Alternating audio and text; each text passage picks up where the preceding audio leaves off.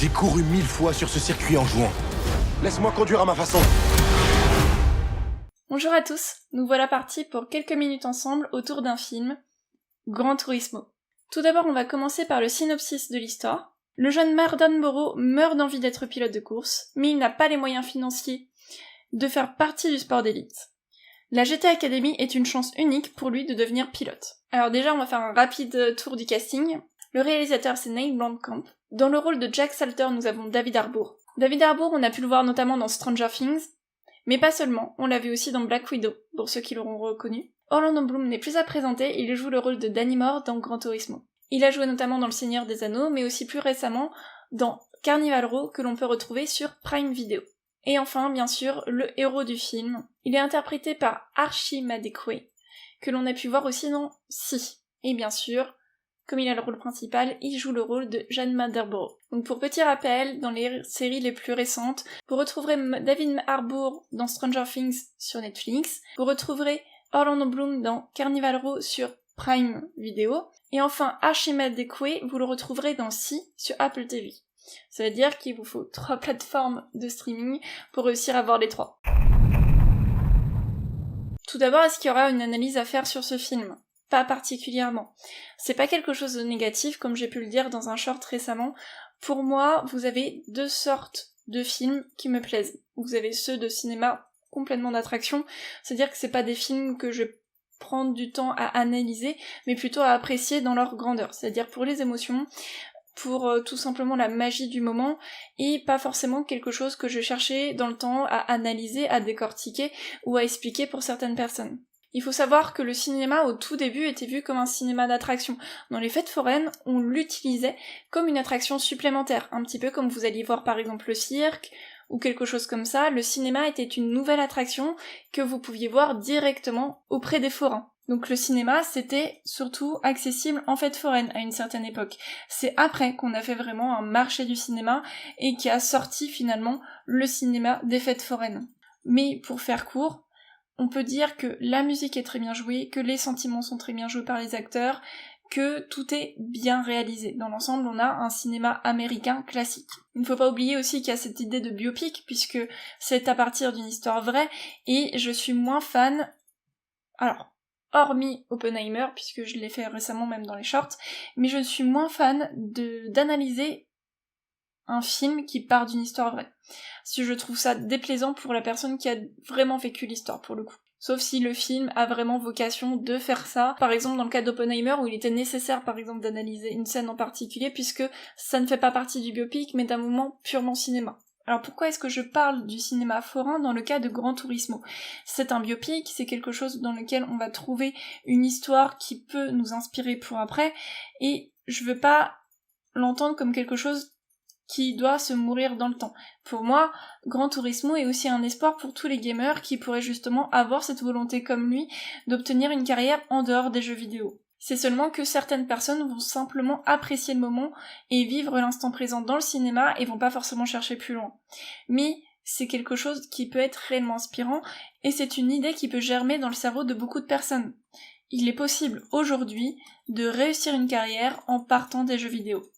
La seule analyse, qui est pas une vraie analyse que je pourrais vous faire là tout de suite maintenant, c'est le fait que, comme on le voit dans la bande-annonce, les voitures se décomposent et on voit en fait comment dans l'esprit de Jan Manderborough, comment ça se joue. C'est-à-dire comment il visualise les choses et comment à partir de même une simple chaise dans un salon, comment il arrive à s'identifier dans la voiture, à ressentir les émotions comme s'il était vraiment dans une voiture de course. C'est pourquoi on peut se poser la question, est-ce que la 4DX est nécessaire ou pas ?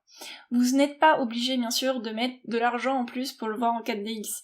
Par contre, je trouve que c'est une plus-value, parce que on se sent comme dans la simulation avec lui. C'est-à-dire que l'objectif de ce film, c'est de montrer que Gran Turismo est tellement bien fait, la simulation est tellement réaliste que cela a permis de donner une carrière en fait à Jan Manderborough. Du coup, la 4DX pour un spectateur lambda, ça permet d'avoir la sensation de ressentir un minimum ce qu'il peut ressentir. Notamment, et là c'est pas du spoil parce que vous l'avez dans la bande-annonce, notamment lors de l'accident, on est balancé dans tous les sens et on ressent comme vraiment la force que ça peut avoir. Alors bien sûr, c'est clairement pas la force réelle des choses, mais ça vous donne quand même un sentiment d'être plus proche de ce qu'ont vécu les gamers à ce moment-là. Donc ma critique personnelle, vous l'aurez compris, elle est complètement positive. Je trouve que c'est une bonne chose qu'un film comme ça sorte parce que je n'avais aucune conscience du fait que quelqu'un avait réussi à devenir pilote de course grâce à Gran Turismo. Donc ça a été une vraie bonne découverte pour le coup. C'est donc un espoir pour des personnes qui n'ont pas forcément justement les moyens d'obtenir leurs ambitions. Je ne dis pas que tout le monde obtiendra ce qu'il veut, même si on y met toute notre volonté, mais cela donne un espoir que si, c'est quand même possible et que c'est pas inatteignable. Même si on a un rêve et qu'il semble inaccessible, on a les moyens de prouver que pour certaines personnes, on peut aller jusqu'au bout de nos ambitions. Et ça, je trouve que c'est quand même assez beau, et c'est vrai que ça fait beaucoup partie du rêve américain qui dit qu'à partir du moment où on rentre en Amérique, on a les chances de devenir exactement ce que l'on souhaite.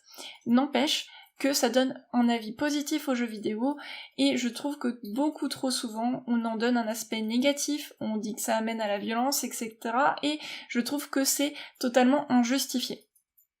Même encore aujourd'hui, tous les jeux vidéo que l'on peut faire apportent quand même une connaissance, une plus-value, que ce soit de l'esprit d'équipe, un esprit de compétition, juste le simple fait d'avoir droit dans ce monde-là, de recommencer, permet de ne pas abandonner. Ça donne quand même aux gamers déjà un avantage par rapport aux autres, c'est qu'ils ont l'habitude de justement pas abandonner, donc de persévérer pour obtenir ce qu'ils souhaitent. C'est sans doute pour ça aussi que Shane Burnborough a réussi à devenir un vrai pilote.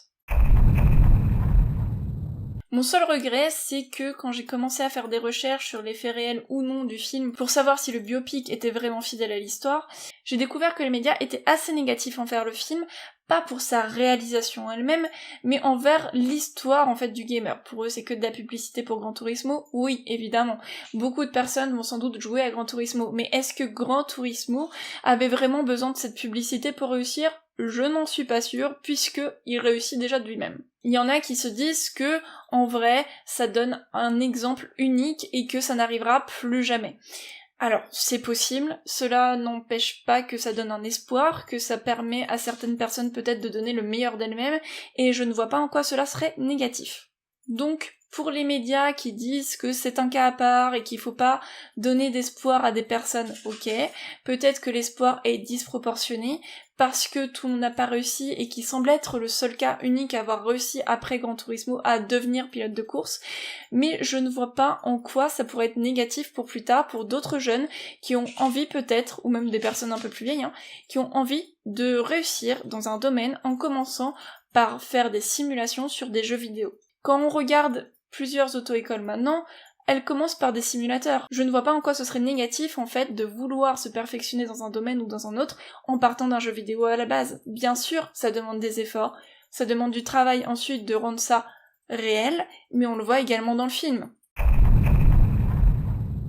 Maintenant, on peut reparler du short, justement, fait réel ou pure invention. Il y a quelque chose que je n'ai pas mentionné dans le short, c'est que visiblement, Shane Burnborough, sauf si mes recherches sont inexactes, aurait arrêté sa carrière de pilote de course en 2015. Suite à l'accident qu'il a vécu, il a réussi vraiment à aller jusqu'au Mans, mais plus tard, il a préféré se ranger plus dans le côté marketing. Si, mais il donnait son réel. Je voulais juste rajouter ce fait-là parce que je l'ai pas indiqué dans le short, vu que dans le film, c'est pas indiqué. On dit pas s'il continue pas. Il a fait quand même 200 courses. C'est dit aussi dans le film.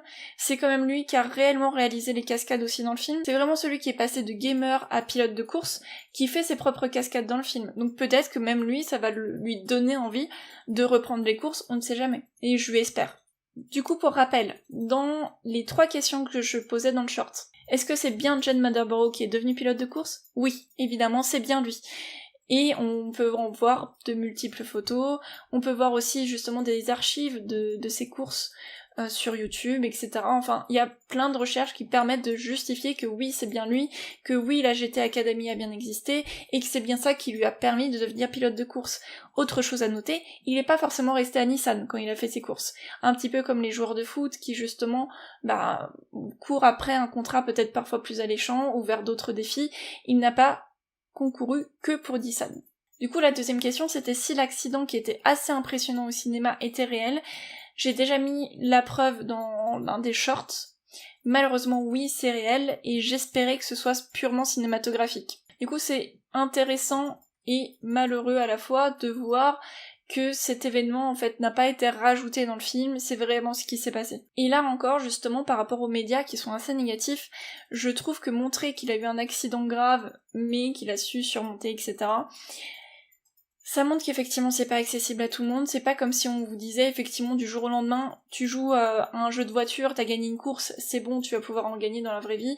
Non, ça vous montre vraiment quand même les difficultés que ça peut engendrer, et qu'il faut vraiment être sûr de soi pour se lancer dans un défi qui devient réel, et une voiture, effectivement c'est beaucoup plus dangereux, forcément, que d'être assis dans son canapé. Du coup, forcément, comme Jack Salter dans le film raconte son histoire à peu près similaire à Jane Motherborough, j'ai voulu savoir si oui ou non c'était vrai. Malheureusement, j'ai pas trouvé d'informations sur Jack Salter parce que en fait, il a un homonyme qui est en fait joueur de poker. Donc c'est un peu dommage, mais c'est lui qui remplit toutes les pages. Pour le coup, j'ai pas trouvé encore d'informations qui me confirmaient ou m'infirmaient que ce soit réel cet accident de Ferrari rouge où une personne aurait aussi perdu la vie. La dernière question que je me posais, c'est s'il avait vraiment battu un record aux 24 heures du Mans. Je n'ai pas trouvé d'informations qui me confirmaient le record, malheureusement, j'aurais bien aimé que ce soit vrai également. Là, j'ai peur que ce soit purement cinématographique pour le coup. J'aurais préféré que ce soit l'accident.